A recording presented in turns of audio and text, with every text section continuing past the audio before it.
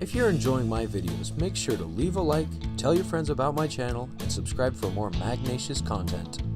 What is going on, everybody? It is me, Magic Steve, back with another YouTube video. Today, guys, I figured that, hey, I might switch up the content a little bit.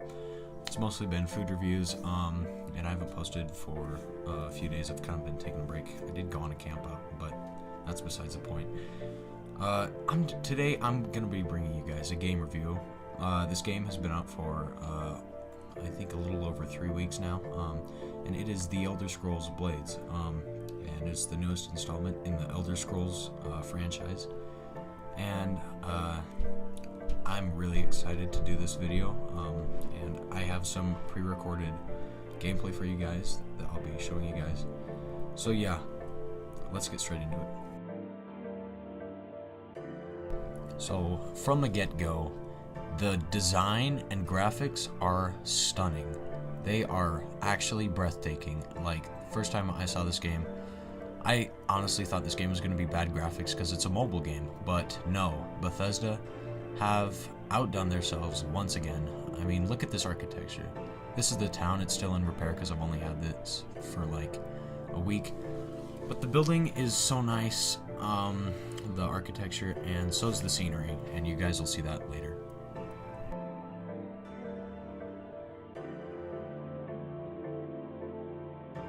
So the inventory is a very, kind of a new setup of inventory. I've never seen anything like this before. This is my character just kind of duded up, and I am Argonian for my tale. But it is, the setup for this is really nice, and the weapon design is really stunning for this game, you know? Like, it's not simple at all. Like this axe has very complex designs on it. Like, look at that. It's just, I can't even explain it. Like, the hours spent into making this game have paid off, I believe. And look at the shields. Like, even just the detail on like some of the minor things in this game. And this game is in early alpha, so keep that in mind. Like, just look at that. That's early gameplay access right there. So I'm interested to see what the full game, once it's fully released, is going to look like. Don't have much armor. I just sold a bunch of stuff prior to recording this. That's what an iron helmet looks like. I like the steel better. And yeah, jewelry is coming soon, so we can have like rings that have like different things on them. So yeah. Now, chests in this game don't act like chests, and I'm going to be comparing some of these things to the Elder Scrolls V, which was Skyrim. The chests are really interesting. They take time to open, and you can open them with gems. It's really just a money grabber for the game, honestly, in my opinion. Now, quests in this game are pretty interesting. To be honest, I don't really like them. But the architecture of the dungeons is really nice, and I'll get to the controls later, but they're a bit of a hassle as well, especially when dealing with entities like this. There's usually food lying around that you can just repair your health, so yeah, I'm just going to be showing you guys what some of the like fighting and attacking things are. So that's the shield, and to basically like draw your weapon and bash someone, you have to tap and hold the screen and let go like that, and you could just do multi or combo moves like I just did. And yeah, they have urns along here that usually have gold or supplies in them for like alchemy. So yeah, I'll be talking about the dungeons in this a little later, going through my personal opinions of the game. And there are chests as well, which I think is really nice. But yeah, in the end, not a big fan of the quests in this game. Although the outdoor ones are nicer, but I didn't get any gameplay of those. So the controls for this game are quite difficult.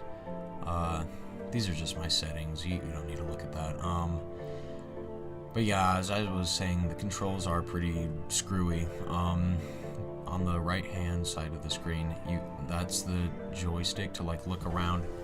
On the left side is the joystick to move around. And if you've played Fortnite Mobile, the controls are essentially the same for this as they are Fortnite. And yeah, and you can also like drag across the top of the screen where the joysticks are not to look around and stuff. That's what I do.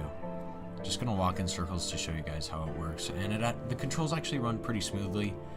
They're just really difficult to control, and I would like to see a better setup for that.